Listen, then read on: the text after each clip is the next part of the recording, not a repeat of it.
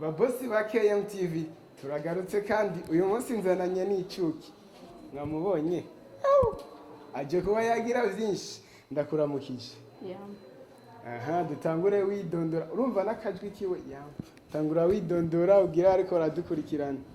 Nitwa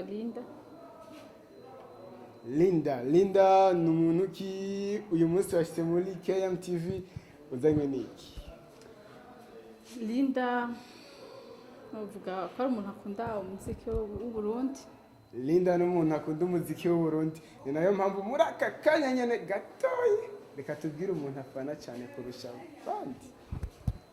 Umwe cyangwa babiri? Oya, je nkeneye umwe wemera kurusha abandi. Umwe ni Satbi. Satellite d'Ibuja. Yes. Yego. Arushijika abandi. Oya, aririmba neza. Nico cyatumye mugira uwa mbere. Yego. Aha, ni tariki 9.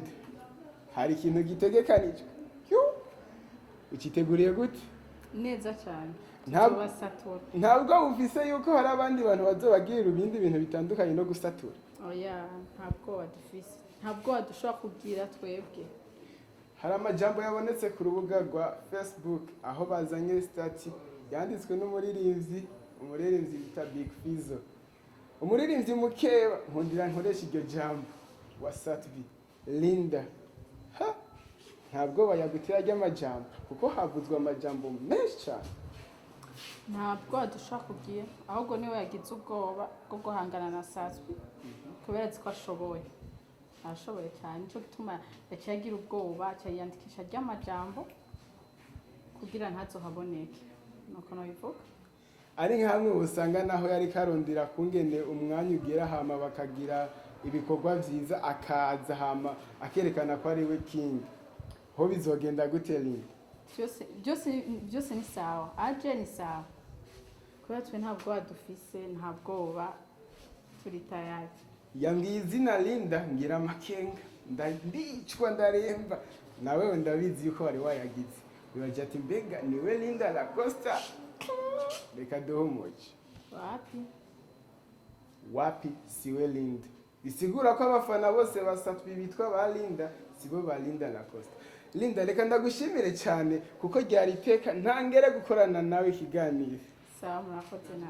Ariko vraiment burya urinze witwa umufana w'umuntu ukamugira uwa mbere nuko ufise akantu ida gatuma ushobora kuyerekana ati ebana ndi wa mbere kaduhe gato akarimbo gato kasapfi wewe uba ukunda kurusha izindi.